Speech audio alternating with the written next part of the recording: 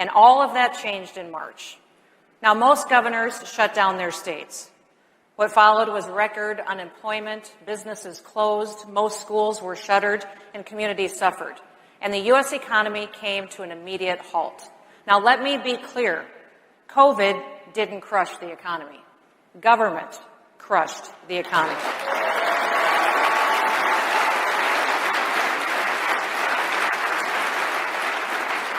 And then, just as quickly, government turned around and held itself out as the savior.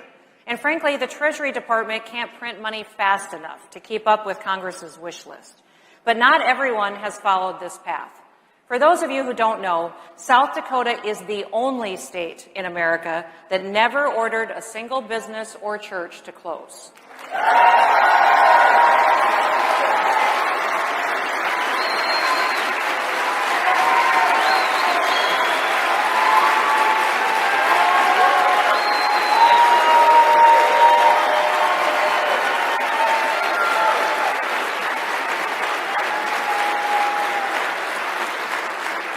We never instituted a shelter-in-place order. We never mandated that people wear masks.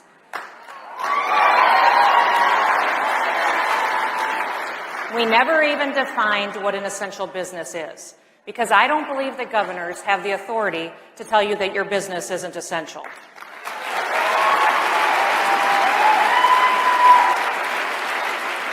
Now, South Dakota schools are no different than schools everywhere else in America.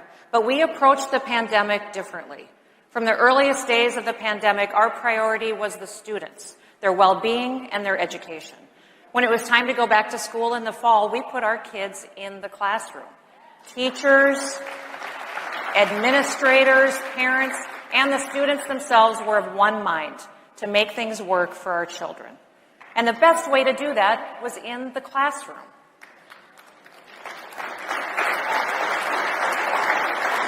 Now, in South Dakota, I provided all of the information that we had to our people, and then I trusted them to make the best decisions for themselves, for their families, and in turn, their communities. We never focused on the case numbers. Instead, we kept our eye on hospital capacity. Now, Dr. Fauci, he told me that on my worst day, I'd have 10,000 patients in the hospital. On our worst day, we had a little over 600. Now,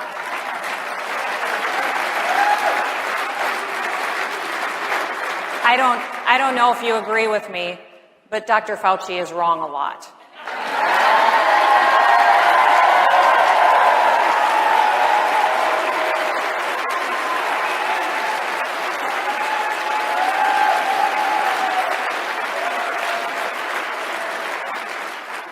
Even in a pandemic, public health policy needs to take into account people's economic and social well-being. Daily needs still need to be met. People need to keep a roof over their heads. They need to feed their families. And they still need purpose. They need their dignity. Now, my administration resisted the call for virus control at the expense of everything else. We looked at the science, the data, and the facts, and then we took a balanced approach. Truthfully, I never thought that the decisions that I was making were going to be unique. I thought that there would be more who would follow basic conservative principles. But I guess I was wrong. Ask yourself this question. How far will people go to enforce mask mandates? Once you start lockdowns, how long can you sustain them? In South Dakota, we had some cases in March and April, but the virus didn't really hit the Midwest until late fall. Should we have kept people in their homes from March onward? Of course not. You know, it's important to ask these questions. We have to show people how arbitrary these restrictions are, and the coercion, the force, and the anti-liberty steps that governments take to enforce them. Often, the enforcement isn't based on facts. Justifying these mitigation efforts has been anything but scientific. Now, many in the media, they criticized South Dakota's approach. They labeled me as ill-informed, that I was reckless, and even a denier. Some even claimed that South Dakota was as bad as it gets anywhere in the world when it comes to COVID-19. That is a lie. The media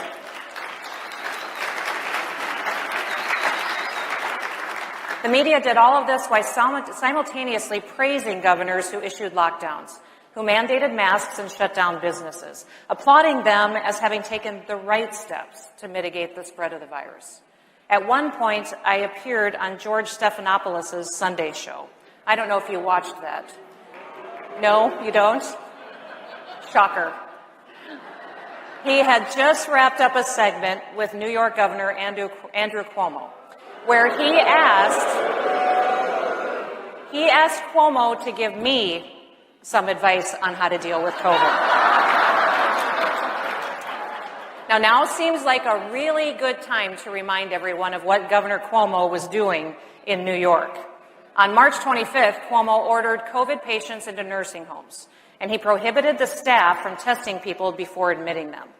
9 days later, he pushed legislation prohibiting nursing home lawsuits over COVID deaths.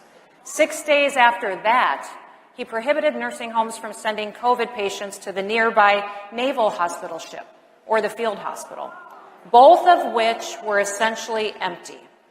Now, 8 days after that, the first deaths started to show up. And on January 28th of this year, the New York Attorney General announced that Cuomo and his administration significantly undercounted the number of COVID-related deaths in nursing homes by as much as 50%. To make matters worse, they tried to cover it up. Now that is the media's COVID hero.